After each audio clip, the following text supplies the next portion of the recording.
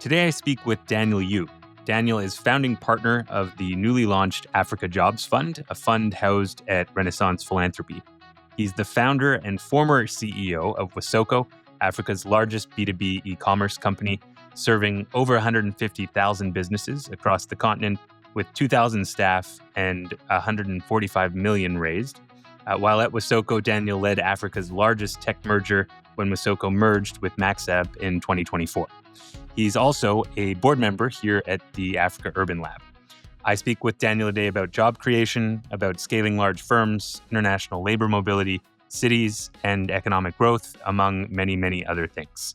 I hope you enjoy the show. Daniel Yu, welcome to the podcast. Thank you. Fantastic to be here. Okay, so I wanted to cover a few different areas today. I wanted to cover sort of your Wasoko days and time as a tech founder, then your time, immediately after Wasoko when you were figuring out the next chapter of your life and your career, and then I think spending the broader chunk of the podcast on this next chapter, the new thing, the Africa Jobs Fund, and sort of the thinking and reasoning behind it and its mission and goals. But before getting into all of that, I think it's important listeners know a little more about Daniel as a person.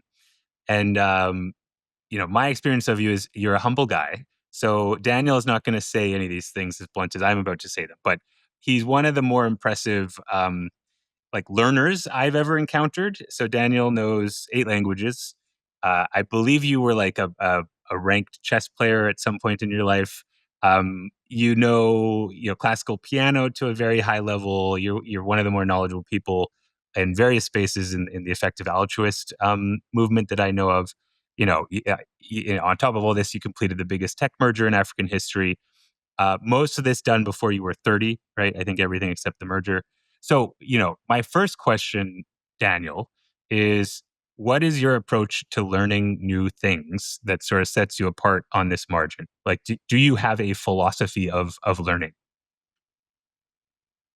My philosophy of learning, I think, is fundamentally personal interest based. And so I am just, I think, very good at digging in on things that I find curious and fascinating to myself. I've never um, waited for any kind of permission structures to do so. I also haven't necessarily felt that it needs to happen within formal structures as well, which I think kind of makes sense given that I also didn't even finish, my undergraduate degree. Um, and yeah, I think also have been very much driven by experiential learning as well, right? There's this kind of strong sense of learning by doing that.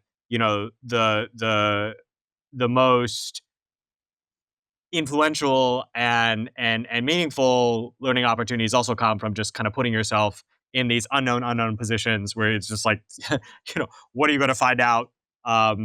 What does the journey ultimately look like? I would not have been able to say, when I was in university or even, necessarily 10 years ago, that I'd be doing what I'd be doing now. And so I think that there's a lot of this just kind of process of exploration, whereas you go down certain roads, new roads appear, and you just kind of continue branching until you find yourself in these fascinating places. Now, okay, so to Wasoko, right? At first, maybe just explain for listeners. Like, I'm familiar with the African tech scene and Wasoko. You want to explain the founding story of Wasoko? How did it come to be? Yeah, I think the founding story of Wasoko is maybe a good illustration of this kind of going down roads, not knowing where you're going to end up, and then just continuing, to to the extreme. And so, the origin story is I was doing originally an exchange program learning Arabic in Jordan. I had it was a summer exchange program. At the end of that, I had extra time before my semester restarted um, back in the U.S. And so I took that extra time to go explore the Sinai Peninsula, where while I was there, I was in a village and got to know some of the local shops around and realized how difficult running a business was in that particular location.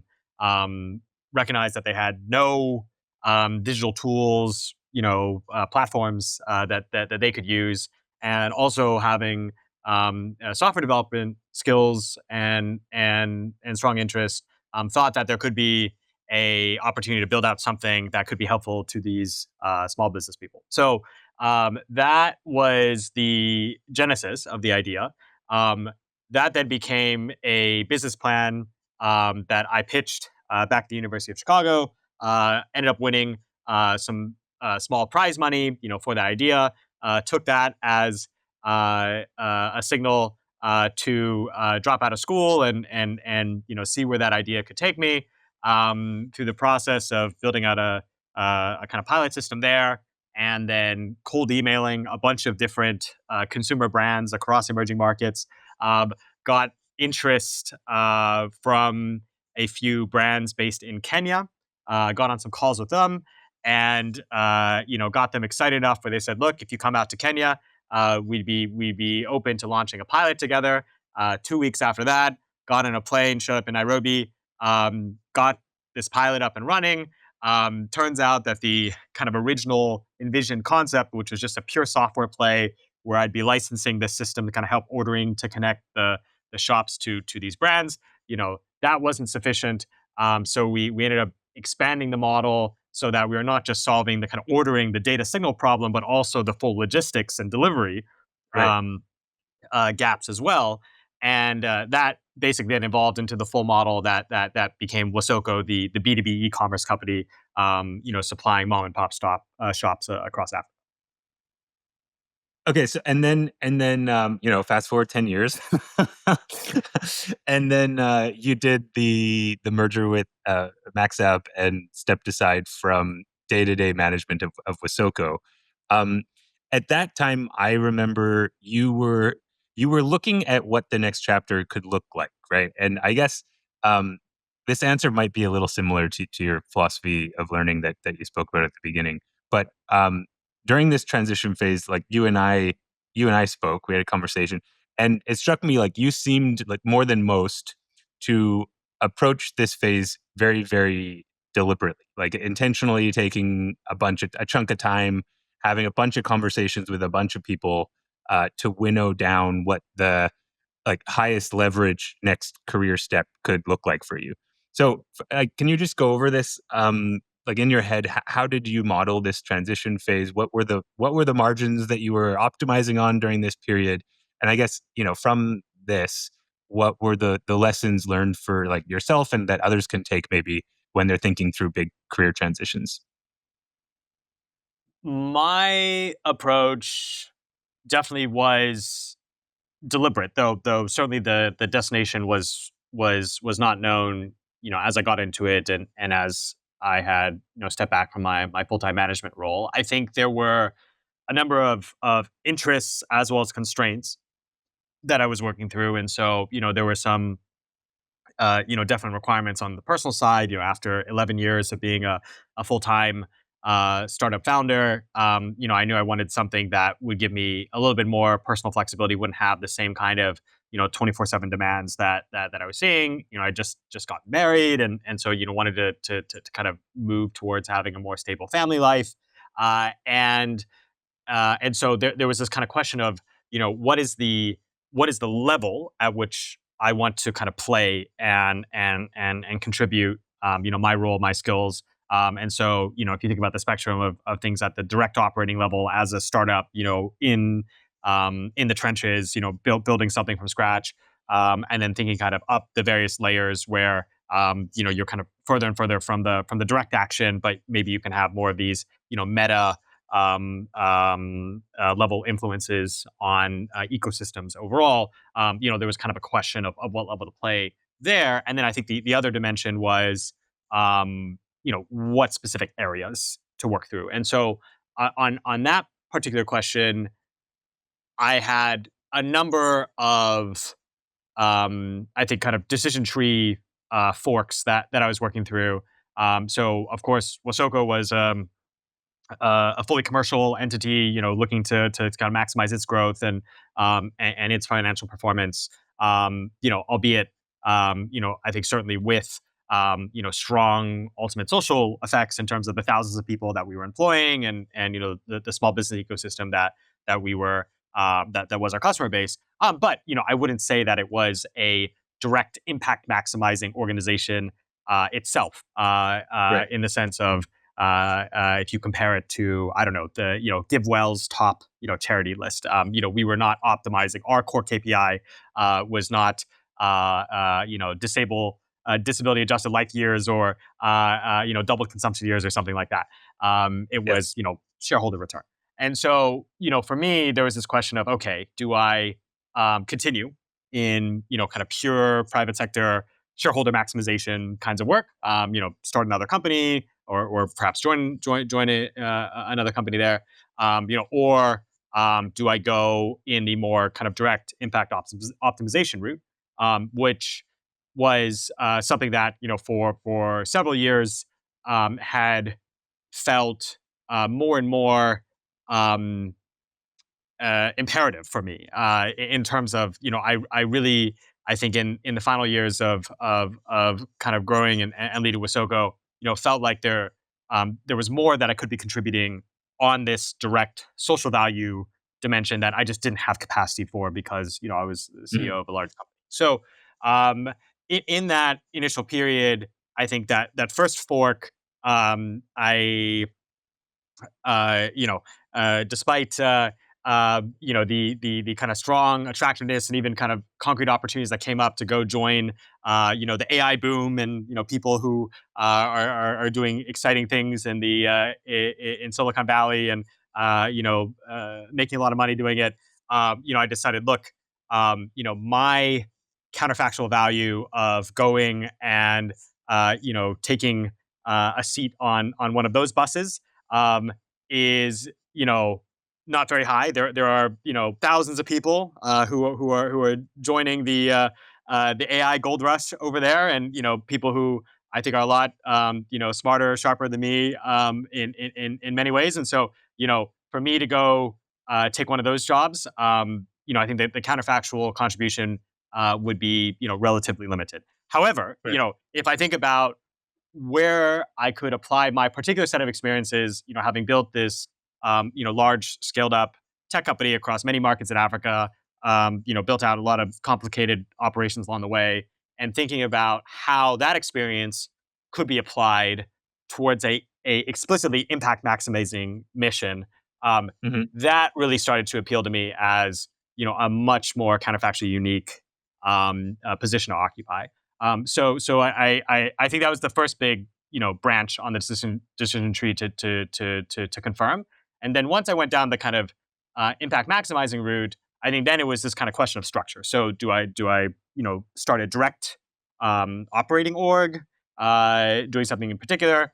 Do I go different levels there? And then also, like, what are the specific cause areas? What are the specific things that I want to tackle and address? And um, this is something that I'd spent a good amount of time reflecting on, just over my decade or so living in sub-Saharan Africa, which really kind of came down to, like, what is the root cause challenge and problem here. And my contention is that whether you care about health outcomes, education, food security, what have you, this is really all downstream of people being very poor, and not having the basic resources to invest in these areas for themselves and their families. Right. And why are they very poor? They are very poor because they do not have productive work opportunities. Um, and then you get asked the question, okay, like, how do we create more of these productive work opportunities? And I think that then kind of leads to these very interesting questions of, especially if we're looking at scale, given the size of the challenge, hundreds of millions of people who are still really, stuck at the lower levels of the income curves. What can lift hundreds of millions of people out of poverty? There's actually relatively few areas that have been, empirically shown to have done this, over the course of human history. And so that's really what led to the two areas that were of interest for me. So first is export manufacturing, and this is not just, what hundreds of millions of people in Asia have been lifted out of poverty through over the past several decades, but you can go all the way back to the industrial revolution in England in the 1700s. Also, that's what shifted people out of subsistence farming there, into more productive work. And then the other area is international labor mobility. And so, Mm, of course, once again, hundreds of millions of people have benefited from moving for better opportunities for themselves and their families. And the gains to doing so today are actually even bigger than they've ever been before, simply because the inequality between countries in terms of income opportunities is that much higher. So these areas really started to they have been things that I've already been working in, supporting in small part. But as I then had the time and realized, yes, I think working more in this direction is the way to go. I was able to, uh, you know, start experimenting and kind of seeing, okay, do I want to work directly and kind of help organizations? So I was, doing a little bit of direct work with a few different organizations. Advisory level, does that make sense? Investing mm. in organizations was also something that I was doing, some level of, and so all of this, gave me a good kind of opportunity to kind of try before I buy in my next career chapter. And I think ultimately that came together quite nicely for me when I realized that, yes, being at this um, uh, investor builder level where I'm hands on helping, brand new organizations that are pioneering in specific spaces, that has the highest catalytic feel to it, while also, I think, kind of meeting my other needs in terms of personal life and work structures. And I was very fortunate, lucky to catch up with some of my friends at Renaissance Philanthropy, who in fact have kind of focused their whole thesis on how to bring more philanthropic innovation funds to life, and back strong fund directors to kind of actually execute these theses. And so great timing there to kind of bring these things that I was already working on and thinking about, to then formalize this as a larger platform that I have now launched as the Africa Jobs Fund. Awesome. So that brings us to, yeah, the recent launch of the Africa Jobs Fund. So you kind of explained very briefly here sort of the two main things, being export manufacturing and international labor mobility. But do you just want to kind of quickly, first, like, explain the mission, because at the end of this is sort of like kind of income doublings, right? So explain that and the thesis that leads from these two things to the income doublings, and then maybe run through the thinking. Like, I know all these numbers are available on your website, but just for listeners, run through sort of the numbers that you're aiming to hit at the Africa Jobs Fund. So if we think about, what is the problem that we're trying to solve here, and the core root cause issue being poverty, lack of income. So what we want to do is we want to try to figure out how can we increase as much as possible the lifetime earnings of African workers. And the idea with doubled consumption, so doubling of incomes, measuring that as opposed to just the absolute increase, is because of marginal decreases in utility over time, right? So, a worker who is, let's say, earning $100 a month right now versus another worker who's earning $1,000 a month. If we can increase the $100 a month worker's income to $600 a month, um, the plus 500, that's going to be a lot more impactful for that person, for their family, Right. than a worker who's at 1,000 being raised to $1,500, even though the absolute gain is the same on both sides. And so you really Sure. look at that logarithmic effect, from that base of whatever the current worker salary is. So for us, how we are then maximizing it, this kind of logarithmic lifetime earnings increase, is by really looking at these two different areas. And ultimately it's the same metric that we're optimizing for here, but the mechanisms are somewhat different. So in the labor mobility case, um, to give an example of one of the first investments we're making on the fund, you can take a hotel worker in Kenya who is earning on average something like $200 a month right now. And Mhm. turns out that there's huge labor shortages in the tourism industry in Italy, and they need tons of hotel workers there. And so if we can get that hotel work in Kenya to go work and do the same job at a hotel in Italy, now their consumption, their income can jump to €2,000 per month. So they're literally over 10x difference there. And this is Mhm. something that's a massive gain, not just for the worker. So you could say in terms of doublings, they've increased by 10x, which is roughly three doublings. I think 2 to 4 to 8. But then we also expect that a good chunk of those earnings, maybe something like 15%, will actually be remitted by that worker Right. back home. And so if we say, roughly $300 is being sent to the worker's family back home. Let's say they have five family members.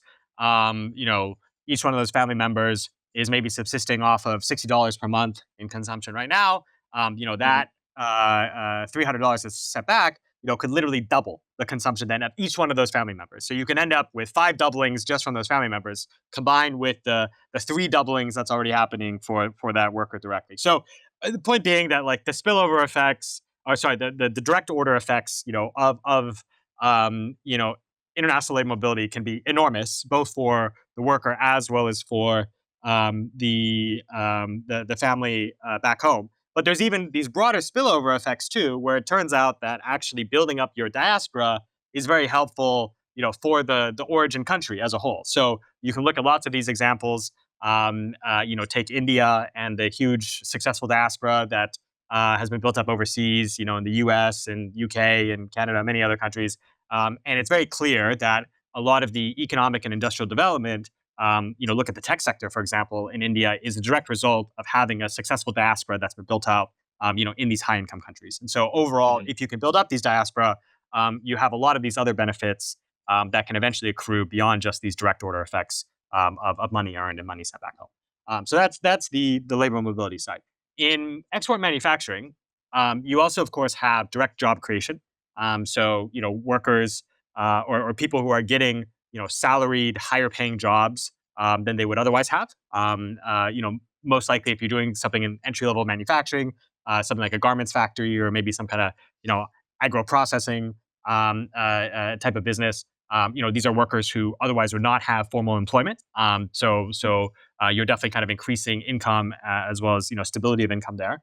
It's not going to be the kind of 10x gains that you see from an international shift, but the amount of employment that can be generated, especially by these entry level labor intensive manufacturing businesses, can be very high. So you can see literally thousands of workers in a single firm for something like a t-shirt factory. And so that's very powerful because yes, you're providing direct employment to those workers, but you're also generating this broader set of capabilities in the ecosystem in terms of uh, uh, tapping into global market demand that can then be expanded further. So the benefit of selling your t-shirts to a global buyer is that you are not limited by the purchasing power of your low income country market. So in Right. theory, if you're producing those t-shirts very well, you can find other buyers in the global market who can expand your sales, up to becoming a major supplier in the global t-shirt market, which is billions of dollars in sales per year, which of course one firm can never exhaust in and of itself. And so this is the opportunity to kind of really scale up employment in ways that ultimately no other entry level industries have demonstrated they can do. And so, and I think that the broader, point here as well is that if, we're really looking to help countries at the lower end of the incomes and GDP converge, with higher income countries, the only way to do that is through integration with the global economy. And so that Mhm. integration is, is going to be how can you connect your people and how can you connect your goods, to the global market. And so I think even though labor mobility and export manufacturing might look quite different, they're fundamentally the same mechanism. and that core metric of increased incomes is ultimately what we're measuring to maximize the benefit of the fund and the strategies that we're pursuing. Okay, awesome. So that's good level setting at the beginning here, so listeners kind of understand the mission of the Africa Jobs Fund, the two main areas you're interested in. So let's dive into some questions about the fund, and maybe we'll start with export manufacturing. So first, you wrote an essay in the magazine In Development. It's called "Exporters Without Borders." Highly recommended. It's a great essay. Um, you wrote the following, and I'm going to quote here. So you said, "My experience at Wasoko is just one data point in a larger argument. Scale up entrepreneurship, that is moving from the startup phase to managing increasing complexity and growth, is not merely a business strategy. It's the most powerful engine of mass job creation and poverty reduction ever built." End quote. Which I very much agree with. Um, Now, from my vantage point, there's like a missing layer of oftentimes a missing layer of middle managers that can efficiently sort of manage larger firms in low income countries, even times like medium sized firms. And there's been some studies on management skills of firms in developing countries. I think that one of the more famous ones is Nick Bloom and co-author study on providing management consulting to Indian firms is a good example. Basically found large and persistent effects to basically like management training and teaching management skills. So to what extent are you and Ben thinking about management training as part of your fund's, you know, complementary set of offerings, let's call it, in order to alleviate this issue of sort of this missing layer of middle managers in a lot of African countries? It's a great gap to point out that I very much relate with. I would actually say that in my years scaling up Wasoko, that middle management layer also kind of felt like the most difficult to really hire for, especially kind of bring in externally. And so I would say, Right. the majority of our successful middle managers over the years actually kind of came bottom up in terms of people that came at the entry level, demonstrated skills, and were kind of nurtured and supported to get to that level. Um, I think that ultimately that is going to be the mechanism by which you create a successful middle management layer. It's people who kind of demonstrate the entry level that they're capable, and then get the kind of nurturing from more experienced people as a firm grows to kind of step up and take more responsibility. I think the biggest bottleneck is that you simply don't have enough of these scale up firms. So Yeah. uh, you know as a result of basically not having ecosystems where firm growth is a standard practice. Instead, in most of these low-income economies, you have this extremely lopsided distribution of firms within the economy, where you have this huge mass of small and micro enterprises, and then you have a few kind of very large dominant firms, and then not a whole lot in the middle. And I think it's because a variety of incentives really kind of skew and almost punish having a mid-sized firm where it's almost kind of the worst of both worlds, where Yeah. you face all of the as a mid-sized formal firm, you face all the costs and the difficulties of being a formally run firm under the tax regime, the labor regimes, the official statutes of the country you're in, while not actually gaining the benefits of um, having influence and access to capital and branding to kind of get top talent.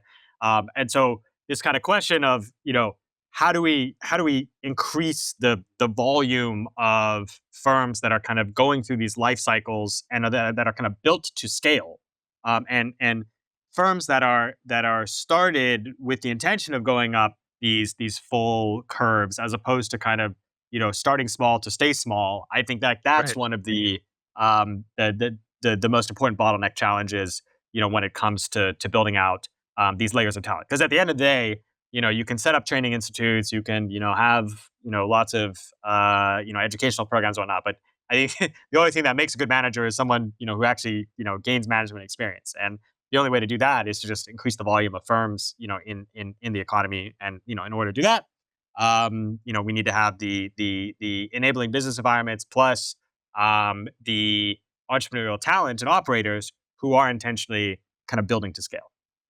Yeah. Yeah, I broadly agree. So I bring this up because I listened to his Bill McGrath. He set up the some of the early pioneer textile and apparel factories in China, and then later helped set up some of the first factories in Ethiopia in the Hawassa Industrial Park. Yeah, you and I sat there at the Growth Summit in Morocco, listening to it was like the best panel at the summit, in my opinion, talking about his experiences setting up the firms in Hawassa's industrial park. So he was on Oliver Haney's VoxDev podcast recently. And so I bring this up because he specifically mentioned in China, one of the first things he did when he set up the pioneer apparel firms there was set up and I believe they were on the job training program. So there wasn't like he set up a training institute, but like on the job training programs in like I think it was 6 or 7 different areas relevant to managing and running a factory and industrial production efficiently. Um, and so that's where that comes from. But it doesn't sound like you're opposed. You're more opposed to like, okay, you learn on the job. You don't learn through sort of going through some textbooks in an institute.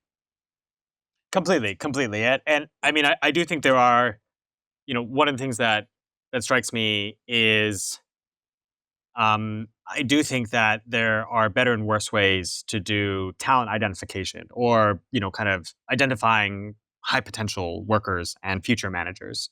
And, maybe that's an area where, um, a lot more could be done to advise firms or leaders of firms on here's how you can identify your top talent, and then you can know who to Mm, invest in, who to identify, and who to kind of like raise up. I think too often, especially if I just think about firms at that kind of mid-sized level that are run by operators within the countries, like what drives the management decisions and the identification of talent is not a meritocratic process, right? It's family members, people within kind of these more kind of social trust based networks, as opposed to people with objectively demonstrated talent. And so it would be yeah, interesting. I would love to see studies of if we are talking about how we can kind of support the development of a middle management layer or how kind of firms could benefit of what happens when you potentially get involved in the selection and training and promotion of middle managers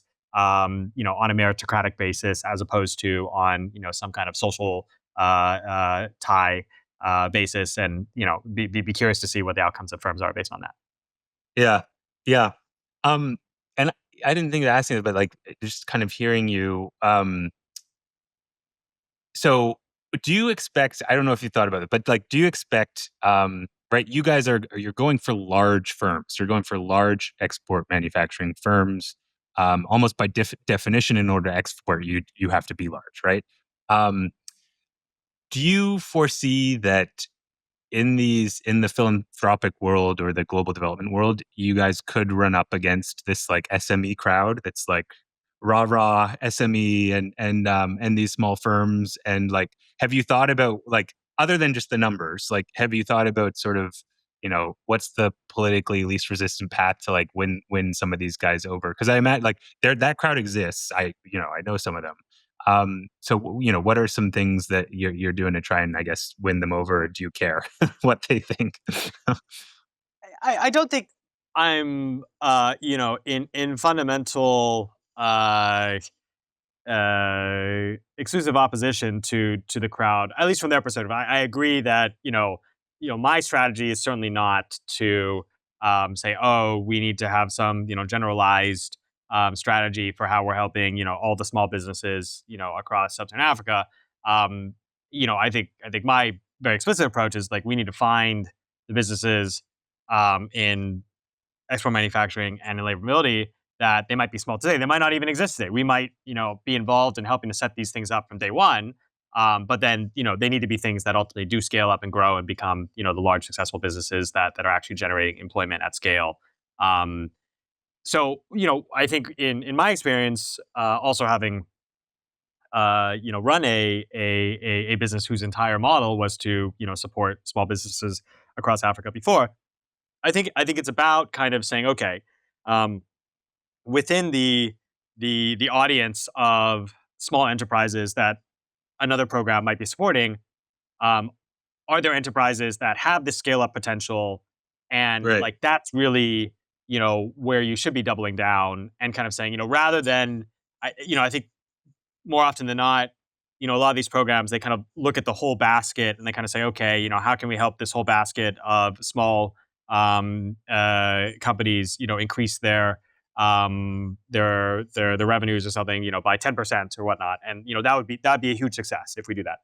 I think the much more powerful, transformative approach would be to say, okay, we've got a bunch of these small businesses, like if we can get five of them to not increase by 10%, but increase by 1,000%, like that's ultimately what you want to go for. Because if you Mhm. can get, if you can identify which founders, which entrepreneurs can actually really scale up, the spillover effects of driving um uh these leading firms at scale that can kind of show and actually build out all these layers of talent and capability that that can only happen in these scale up firms. Right? You can have 1,000 Yeah. small enterprises, and if we increase them each by 10% in the revenues, we will have done nothing to build out the middle management talent that you mentioned, because none of them still need middle managers. They're all fundamentally the same size, just a little bit Right. bigger. But if you can actually get a few of them to grow by the 10x or 100x, that's when you're really kind of bringing new capabilities, into the economy. And I think that starts to get the structural transformation that I think is really required here. Okay. Um, Another question on your Exporters Without Borders essay. So Lauren Gilbert, she's the editor of In Development. Um, I think it was literally today. She just published a few quote unquote letters to the editors, and one of the letters was about your essay. So I wanted to give I'll read the letter and give you a chance to respond. So it says there's several nice things at the beginning, but I'm not going to read those. And then it turns to some pushback. So I'm quoting here. The article, so Daniel's essay, the article does not contend with the challenge that export-oriented manufacturing businesses require significant investment in public goods, for example, electricity, telecom connectivity, trade agreements, national standards bureaus, among others. um, you can overcome supply chain and labor market challenges through sheer grit, perhaps. But how should budding entrepreneurs think about how to get governments to provide these public goods? End quote. So feel free to respond, and no need to restrict yourself to just the Africa Jobs Fund. Just because I've been with you in a room with government officials here in Zanzibar while you were CEO of Wasoko, trying to pull in better policies and better public goods. So go for it. My sense on that is, so I absolutely agree. I mean, fundamentally, entrepreneurs, they cannot exist in vacuums. They need all of this public goods infrastructure in order to ultimately make their businesses work, right? And so, but by no means am I saying entrepreneurs can do this alone. I think when it comes to this kind of question of, very clearly, we need to be able to drive um, government focus and prioritization of key public good provision in order to unlock business growth and potential. My take is that it is the business owners and operators who are the ones who are best positioned to push and advocate for that. So, Mhm. you know, more often than not, when I've encountered initiatives that have to do with dealing with these challenge of, oh, there's, we want to do some reform to improve the operating environment, policies, for a given country or given place. It's kind of done, by this outside in, advisory consulting group, or it could be a multilateral, World Bank, whatever. And the reality is that the stake and the seat at the table that those kinds of actors have in the political economy is quite limited. Um, you Mhm. know, of course, they can have meetings, and the ministers or whoever can nod their heads and say, yes, yes, sounds good, yeah, yeah, we'll take this under consideration, and yes, we agree, these are good ideas, blah blah.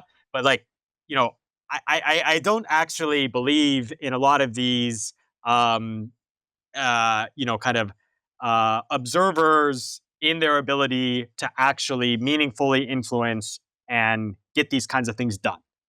However, if you are an actual business, an actual employer in the ecosystem who, has workers, pays its taxes, is embedded in that local context, your ability to um, raise your voice, to be a kind of recurring thorn in someone's side when there are issues on things Right. is much greater. And so, for me, this is part of the Africa Jobs Fund thesis as well, which is, we know that the public goods conditions are not optimal in the environments in which we're backing the business. That is precisely the point why we are backing Yeah. businesses to be built in these places. Um, the best vehicle for advocating for those improvements is going to be these pioneer entrepreneurs who are facing these challenges every day. Um, uh, you know, Willingly accepting these challenging missions to build these kinds of businesses, and then in the process of doing so, advocating and building the coalitions locally within the political context in which they exist, to improve these conditions over time. And Mm. so I think I see it as part of these entrepreneurs' roles, the founders that we're backing within our portfolio, to be part of these larger initiatives of improving the overall public goods provision. And hopefully, if they successfully blaze the path to demonstrating that their business models are viable and to improving the general conditions, that can result in many more of those kinds of businesses being crowded in and entire sectors taking off, which is really that's the ultimate goal and success of Africa Jobs Fund, where it's not just the companies that we back directly, but it's all the Right. copycats and all the other people who have been inspired to do the same businesses that come in on the back of the portfolio as well. Yeah. So like the pioneer firm is like providing the whole point is they're going to pull in and therefore provide a bunch of public goods by virtue of just starting to exist and needing to pull in those public goods in order to scale and continue to exist. Yeah, and I mentioned Oliver Haney's Vox Dev episode with the Bill McGrath of setting up these pioneer apparel firms in China and then elsewhere, and including Ethiopia. He specifically called this out. He's like Oliver, I think, asked about policies and stuff, and he's like, listen, like there was no policy. We started the industry, and then the industry came into government, and to China's credit, he said local government in China were amazing at like, what's your problem? How can I help?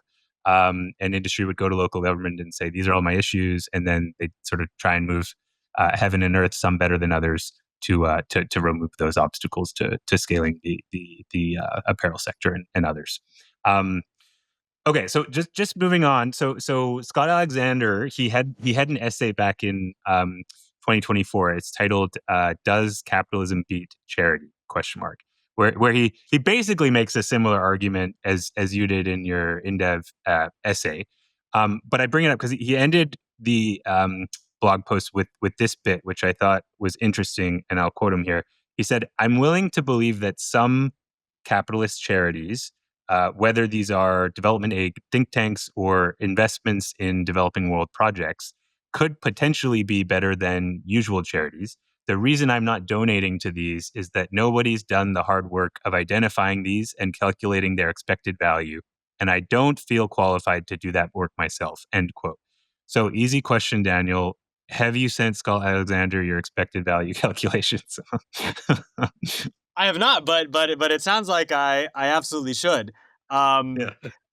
yeah, I think it's just abundantly clear from the calculations that we have done, and encourage everyone to go on the website. I think it's africajobsfund.com/impact, and take a look at it yourself. But you know, it turns out that you know you can have you can use money in different ways. And so when you look at the traditional, um, GiveWell style guides and the kinds of organizations that they have scored and evaluated for the per dollar impact effects that they deliver.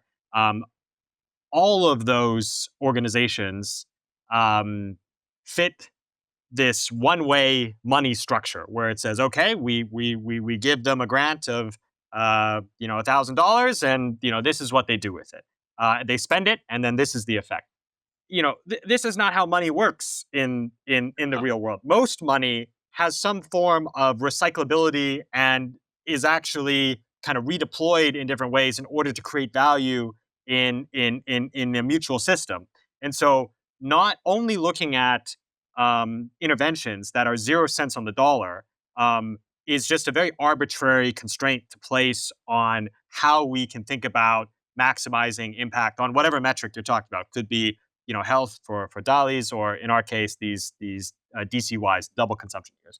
So when I think about how we want to maximize our per dollar impact that we're delivering. If we take the example of this Italian labor mobility business that we're helping incubate and get started. They're going to be recruiting workers in Kenya and then placing them in hotels in Italy. The hotel in Italy is going to pay them 4,000 euros per worker.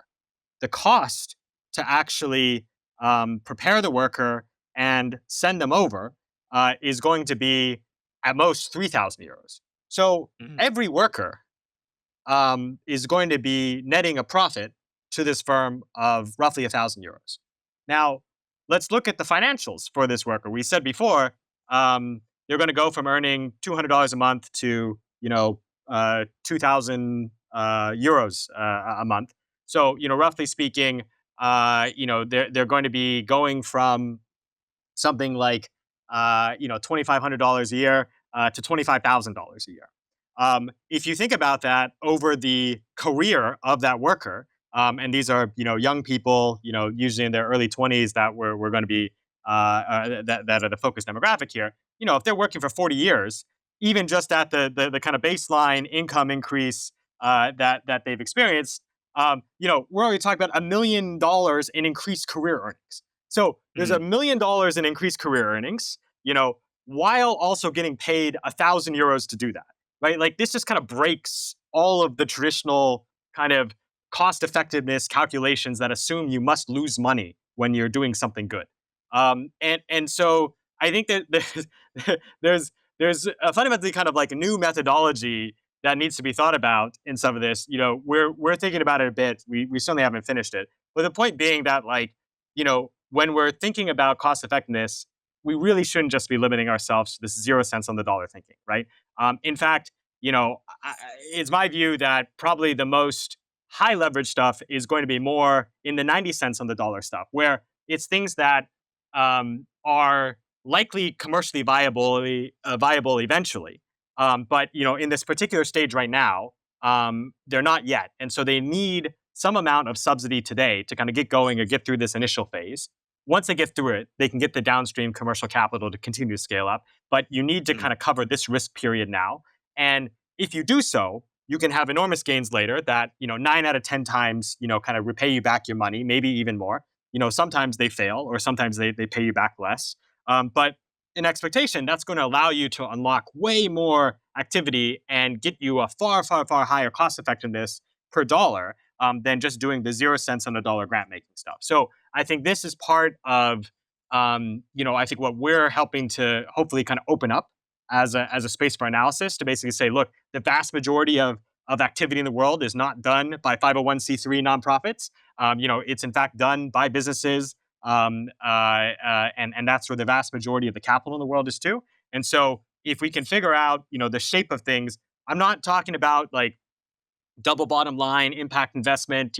That I think has a number of challenges that can be discussed separately. I'm still talking about we're optimizing for the same metrics, whether it's DCYs or DALIs, but we're just yeah. open to different shapes of entities that can deliver that. That's really where I think there's an expanded analysis and world to be explored. Mm.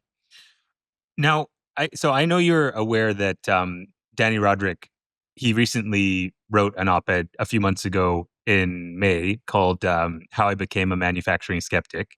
Basically, he's now pretty convinced that manufacturing, which has been this like amazing escalator for productivity convergence and mass job creation in the East Asian and Chinese growth miracles, is number one not generating nearly as many jobs as it once did, mainly because these jobs aren't really he contends like low skilled anymore as much as they much were and like as much as they once were, and then kind of automation has also taken root.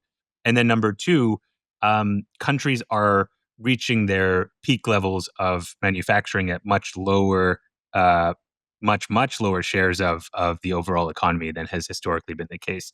So this essay, right, it comes out as your fund is getting into export manufacturing. So on what margins do you agree with, and on what margins do you disagree with Danny Roderick on his sort of manufacturing pessimism, you could call it in today's world? So I absolutely acknowledge that, if you look at the data of, what have been the economic outcomes from later entrants to entry level manufacturing versus earlier entrants like, South Korea, 50, 60 years ago. It clearly appears to be the case that you are seeing slower economic gains to joining the manufacturing escalator than some of those earlier countries saw. At the same time, this is still the best option that countries have. I think when it comes to how are we going to create the economic gains and income growth, it still is going to have to come from integration with the global economy. I know that Danny and I think a few other folks have kind of put forward some of these thoughts on we're going to have a services sector productivity revolution, but you know as someone who spent a decade building out a business that was targeted at local services productivity improvement, I can tell you this is not going to be the way that we drive convergence with high income countries. It can be part of the story that we're kind of bringing in more technological capabilities, more efficient ways of delivering existing things in the economy. But fundamentally, I think this idea that you can just kind of figure it out within your domestic economy to rise up the income curve.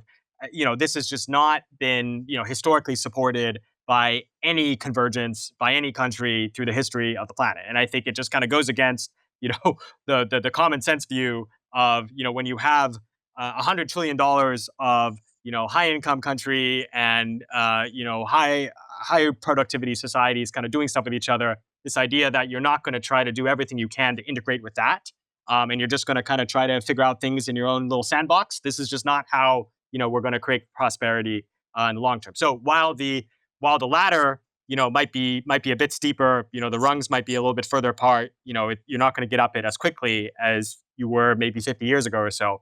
It's still the latter you have. The other point that I'll Mhm. make is the global economy is so much bigger than it was, 50, 60 years ago. So, I think if you compare it, over that period, it literally 10x bigger, right? So, the global economy is so much larger and more diverse than it was, back at that point. That there are so many more niches that are available too. If you're talking Mhm. about how to sell and integrate with the global economy, back for South Korea, the total addressable market of garments and manufacturing or textiles, if you compare that to spaces that didn't even exist, you can find, I think, very very significant opportunities that just wouldn't have even been fathomable at that point. So to give an example, we're looking at potentially doing guacamole exports from East African countries now. And like guacamole itself is like a multi-billion-dollar global industry, right? Which was absolutely not the case, 50 years ago. And so there's like all of these just, when one door opens, other doors are closing. And but overall, the pie is getting much, much, much bigger. And so for poor countries that are still kind of lagging behind and have yet to get on the ladder, there are more ladders than ever before. And so I think it's just a matter of figuring out what is the entry point so that you could start building that capability of integration with the global economy. And from there, any individual sector might not have the same accelerated effects of what we've seen before. but there are more to go through. And so, therefore, I think it is worth trying and pioneering what can be possible. And as I said, there's just, from my perspective, no better option otherwise. So this is still where countries need to prioritize.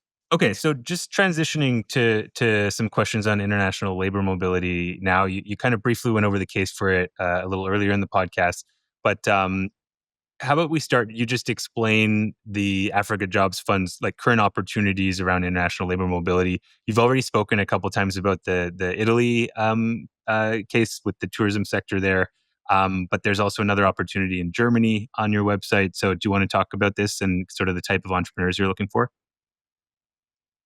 Yeah, so really, when we think about labor mobility and the kinds of businesses that need to be built out in order to unlock the full pathways, I would say broadly they're in three different buckets.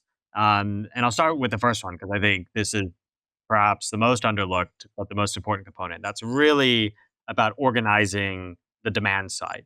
So the most important, the binding constraint in actually moving workers, from low income countries to high income countries is getting a high income country employer to actually extend that specific job offer in order to bring that worker over. And so what you need to do is you need to have someone who is finding all of these companies, these businesses in high income countries or in a specific country, and building trust with them and understanding what their needs are in terms of their hiring.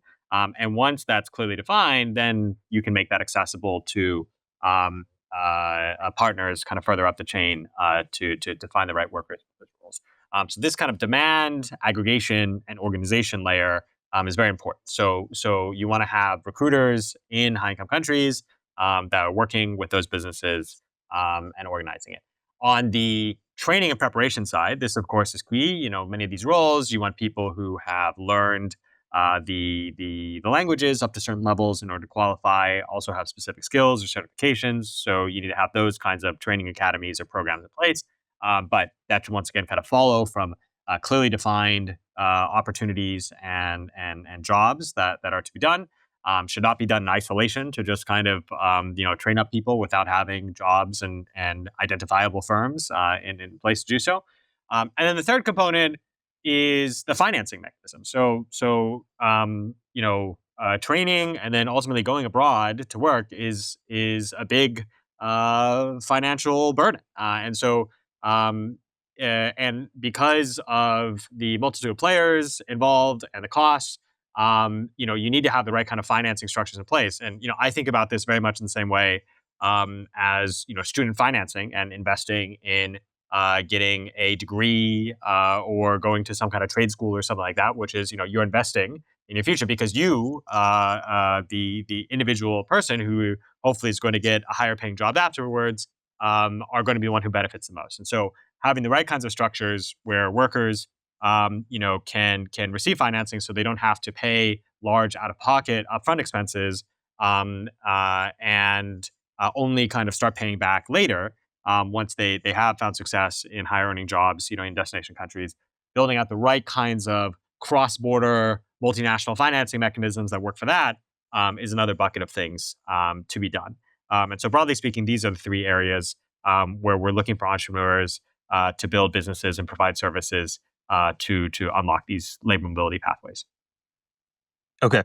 Now, if we look at the status quo or the default for an individual economic migrants, migrant journey that they go on, I guess currently without any help. So, right, I'm a migrant from, let's say, Nigeria, and I want to go get to Italy. Usually, that's like through Libya or something, or I'm a Syrian and I want to get to Germany.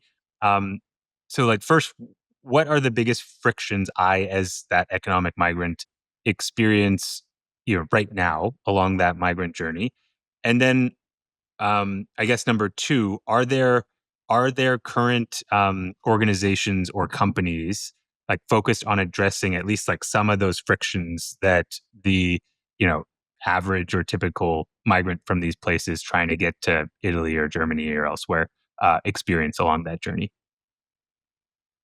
I would draw a big distinction between the irregular migration routes that often come up, and I think you're referring to where people are kind of finding their own way into higher income countries, not through kind of organized channels, and versus the types of businesses and the services that I think we're very focused on, which is, I would say, the organized and regularized migration channels. And I think, in particular, if we just look at, obviously, the political feedback and backlash against irregular migration, I think it's very, very clear that unorganized channels for finding workers and placing them into the labor economy, that has not been well supported by populations over the last 10 years.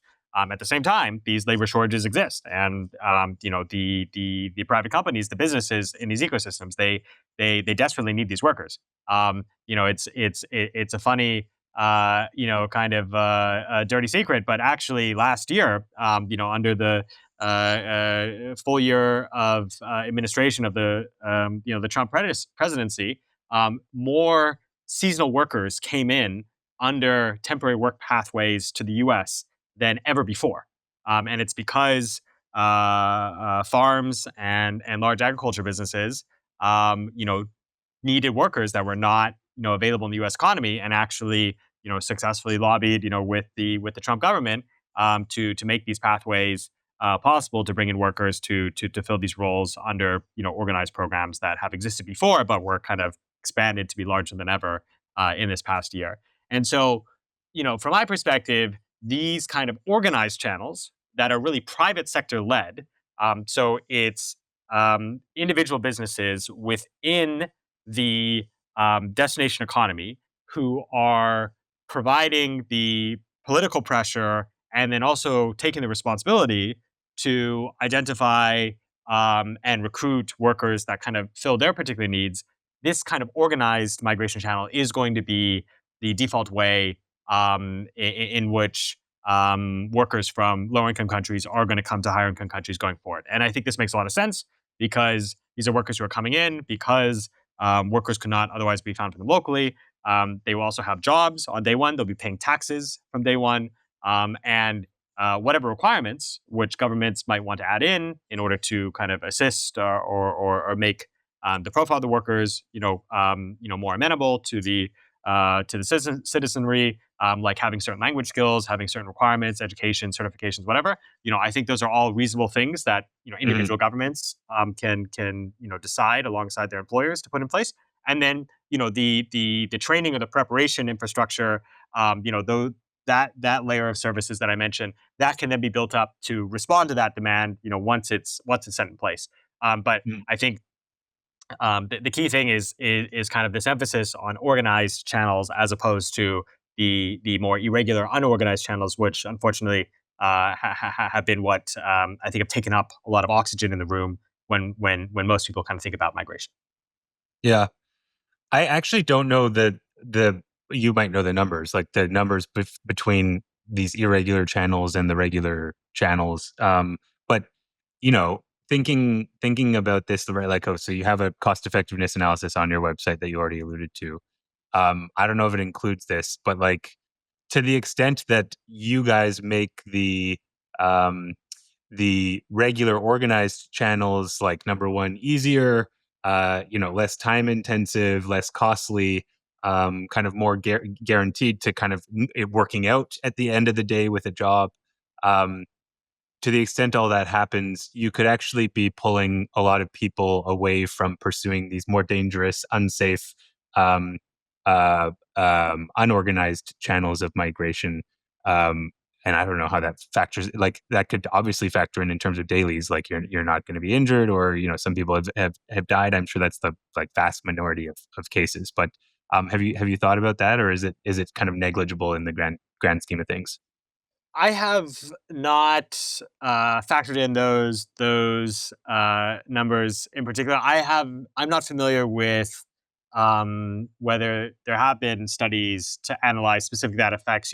If you increase organized channels, Like the especially if you can kind of responsiveness compare. of Yeah, what's making the it easier, right? responsiveness Yeah. of? Yeah. Yeah, I mean, I can come up with parallels. For example, if you think about other trades which have high irregular or informal markets, and where maybe you can introduce some regularization and some formalization. Usually you do see a shift between those two, but it'd be interesting to kind of see those effects over time. Of course, we would love to see, and I think it's just the ultimate long term maximizing utility maximizing arrangement is where you have organized flow that is politically stable and supported on all sides, because it's clear that you look at examples where irregular migration does account for a small minority in all countries that experience it, but it definitely kind of draws a disproportionate amount of attention, Attention. and Yeah. Yeah. uh, and I think unfortunately has certainly had a backlash result in organized migration on certain channels. Really kind of being clamped down. You think about student visa pathways in the U.S., for example, which I don't think anyone in the U.S. Has kind of seen university students as being a source of societal issues. But they have because of the general kind of heavy hand and broad hammer of the current U.S. administration towards migration pathways. Been kind of targeted and lives made a lot more difficult as a result of that. Yeah. So do you envision the Africa Jobs Fund's work around labor mobility getting involved at all in like the policy advocacy side, like liberalizing economic migrant pathways? Just because like a lot of the website like focuses on the venture building side, and that's great. But I imagine right, this would make yours and Ben's job, at least the job of the entrepreneurs you invest in, a lot easier. Or are you guys strictly just focusing on investing in like entrepreneurial founders and leave the sort of policy advocacy side in this space up to other groups that are doing it currently? I think we are not um, completely opposed to backing or supporting or getting involved in policy discussions where we think there are tangible opportunities to influence the discussion in a direction where we can then see clear pathways for more African workers benefiting.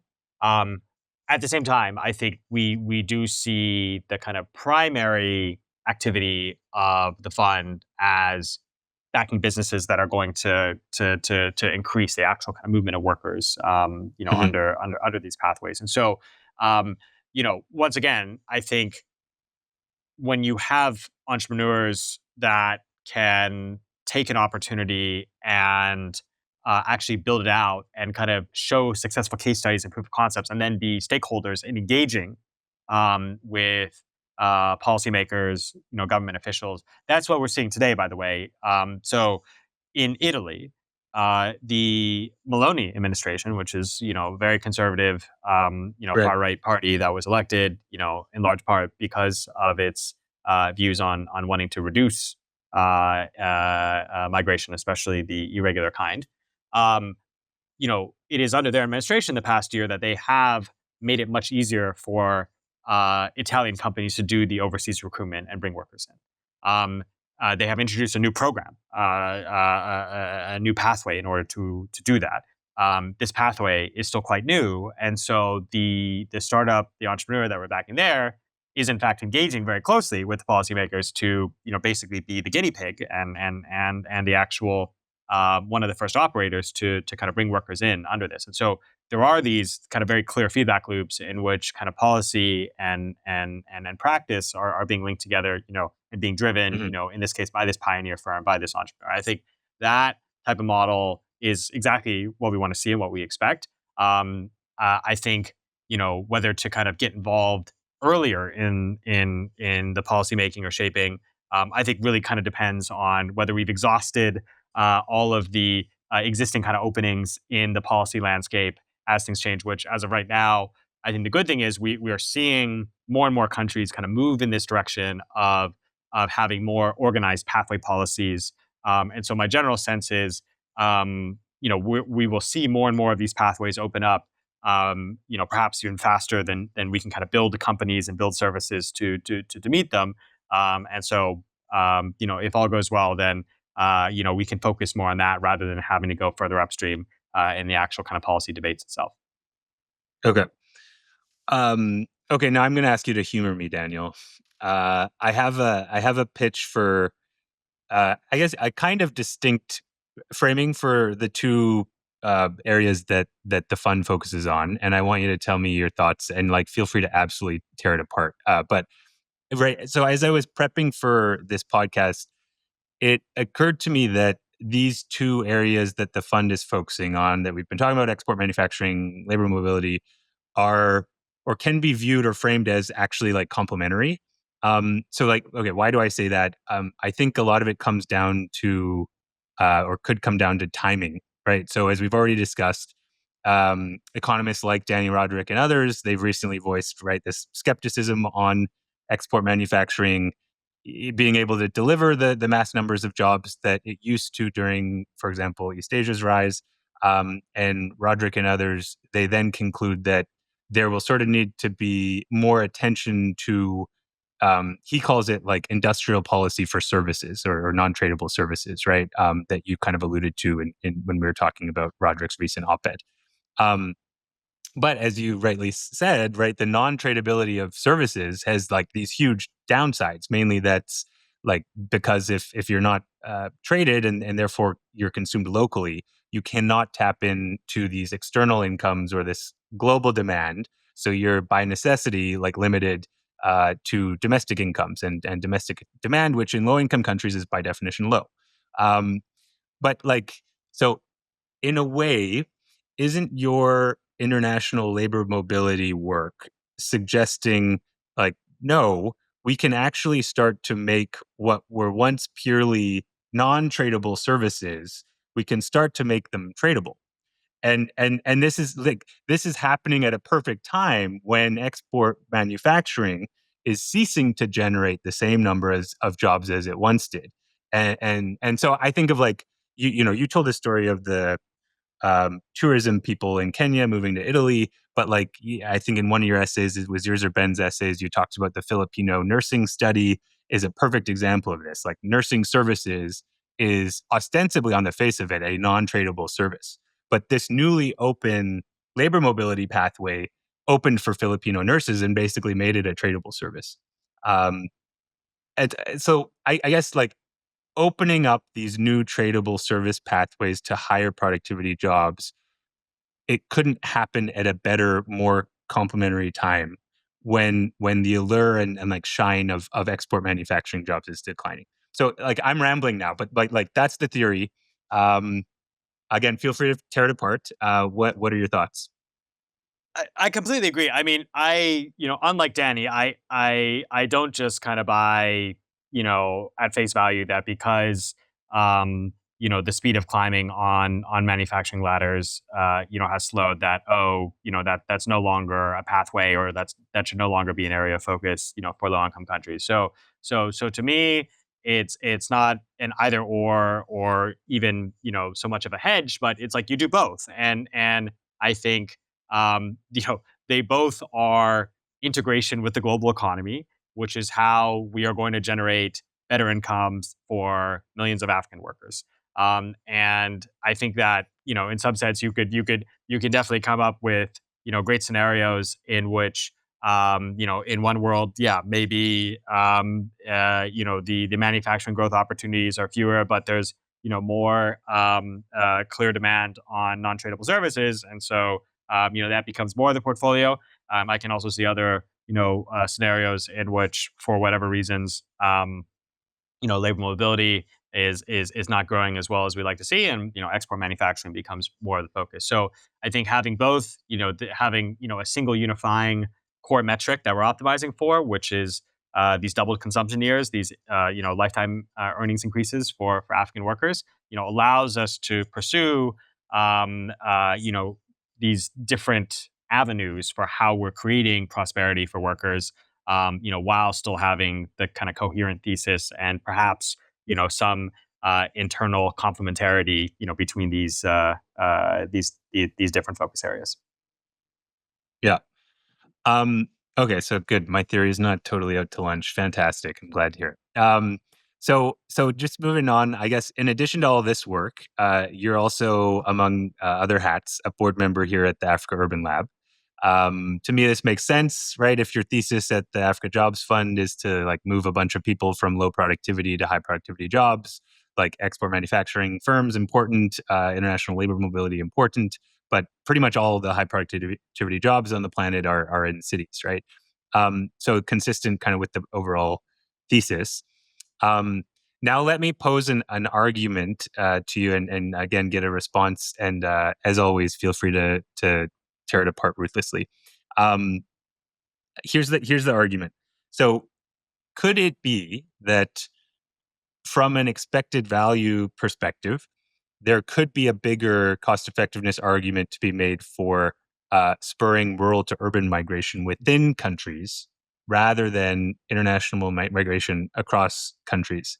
And this is with the caveat that I have immense amounts of biases in this question. So, like, yes, income differentials are not as great between the countryside and the city within the same country, but they're still very large, right? I think a recent review paper by David Lagakos suggests that it's like on average across the developing world, income differentials are like three times or four times, sometimes 4.5 times higher in cities than in rural areas.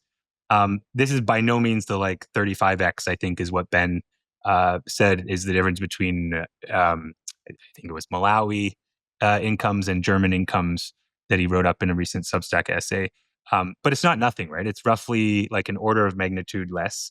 And then where the expected value argument could run in sort of the cities, the rural to urban migration favor is on the tractability side, right? So rural to urban migration is sort of baked in. It's happening whether we do anything or not. In Africa, between, depending on your source, 750 million to 900 million people will be moving to or being newly born in African cities. Whereas with mass migration through international labor mobility, it's likely to be, and then feel free to push back, but in my head, it's like likely to be a little less tractable. Number one, so you'll need rich country policies to continue to be open to these economic migrants, and then number two, it's not likely to it's not likely to happen at the scale at which rural to urban migration is happening, at least in Africa.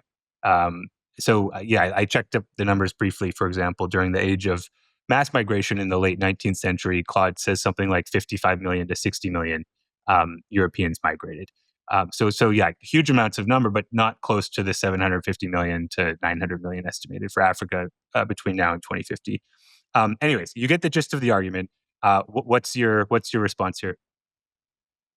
Yeah, so I definitely think that rural to urban migration and building up more density in high productivity or higher productivity areas is the right move, and that it's absolutely happening, whether we like it or not. And So I think, on the kind of strict basis of if you're targeting a migration intervention and kind of thinking about what are the effects going to be, domestically versus internationally. As you pointed out, you do have this order of magnitude difference in the gains. And so I think when it comes to having a individualized intervention where you are targeting a specific cohort of people that you are then kind of stimulating or supporting to make these moves, um, my like your cost effectiveness and your social return is always going to come out, I think, far higher on the international side, especially if you're doing it on a cost neutral basis, right? You're running some kind of profitable or sustainable business to do so, which is the focus of Africa Jobs Fund. Mm, I think the other factor that um, I would want to see kind of more data or evidence around is, if you did have a direct intervention that was targeting um, rural to urban migration in a low income country setting, um, I have strong confidence that for your target group, for your experimental group that's receiving your intervention, they will receive benefits. My question would be counterfactually whether you're actually improving kind of net benefits to that domestic society overall, given that if you send a cohort of 50 young men from one village to go into the city and to find work as day laborers or whatever there, I'm sure that for those 50 young men, they will receive a net increase in income. But would they not just be displacing 50 other young men who came in from a different village who are not part of the experiment or of the intervention, who are otherwise not being selected out of the queue to take those jobs today? Given that the kind of surplus of labor, the low income countries do not actually have, entry level labor shortages, unlike the high income countries, Hmm. where counterfactually it seems quite clear to me that, getting 50 Malawians to go work in construction in Italy is not somehow just, displacing 50 other equally poor people, such that the net gain is being zeroed out. I think that would be my concern about kind of targeting interventions for just kind of shifting or, let's say, accelerating some of the rural to urban migration in the domestic country context. But I'm actually curious your take on that, whether you think that might be the wrong way to look at it. I mean, so your argument basically is your worry is that um, with rural to urban migration, the folks kind of tapped into an intervention to spur additional rural to urban migration. Um, they would be in essence displacing sort of other folks moving into the city. Explain that bit again.